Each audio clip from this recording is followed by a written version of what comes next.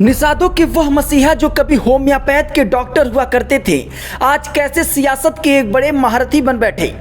पिछले 10 सालों के राजनीतिक और सियासी करियर में संजय निषाद की जिंदगी में और खासकर निषाद पार्टी में क्या कुछ बदला, जानते हैं। शून्य से शिखर पर पहुंची निषाद पार्टी के संघर्ष की कहानी क्या थी। पूर्वांचल के गोरखपुर शहर से इलेक्ट्रो होम्योपैथ की प्रैक्टिस और उसी मान्यता के लिए संघर्ष कर अपनी नेतृत्व क्षमता का एहसास कराने वाले डॉक्टर संजय निषाद विधानसभा चुनाव के बाद यूपी की राजनीति का अहम किरदार बन गए हैं। निषादों को अनुसूचित जाति का आरक्षण दिलाने की मांग करने वाले निषाद पार्टी लगभग 10 सालों में ही यूपी की चौथे नंबर की पार्टी बन गई।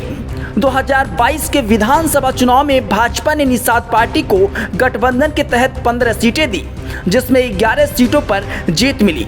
हालांकि इन 11 में से 5 सीटों पर निषाद पार्टी के नेता भाजपा के सिंबल पर चुनाव लड़े थे और इनमें डॉक्टर संजय निषाद के छोटे बेटे सरवन निषाद भी थे, जो चौरी चौरा सीट से जीतकर विधानसभा पहुंचे थे। 2017 के विधानसभा चुनाव में पहली बार निषाद पार्टी ने पीस पार्टी के साथ समझौता कर चुनाव लड़ा था। गठबंधन के तहत निषाद पार्टी ने 72 सीटों पर प्रत्याशी उतारे थे, लेकिन जीत सिर्फ ज्ञानपुर की सीट पर विजय मिश्रा के रूप में मिली और इस चुनाव में डॉक्टर संजय निषाद खुद भी गोरखपुर देहात से हार गए थे। उन्हें सिर्फ 34,869 वोट मिले थे।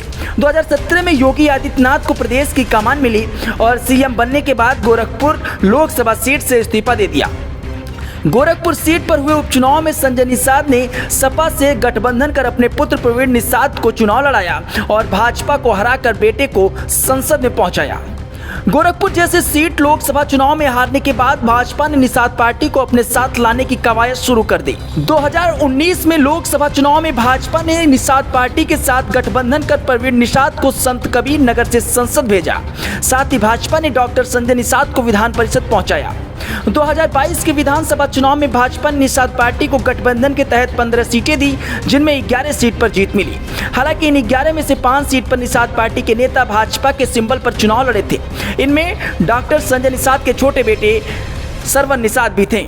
2024 के इस चुनाव में इस बार संत कबीर नगर की सीट संजय निषाद के बेटे प्रवीण निषाद हार गए, लेकिन संजय निषाद इस समय कैबिनेट में मंत्री हैं और उनका एक बेटा चौरी चौरा से विधायक है। उपचुनाव में भी निषाद पार्टी सीटों की मांग कर रही है और सीट शेयरिंग को लेकर उपचुनाव में क्या कुछ गणित बैठता है, ये एक बेहद दिलचस्प बात होगी।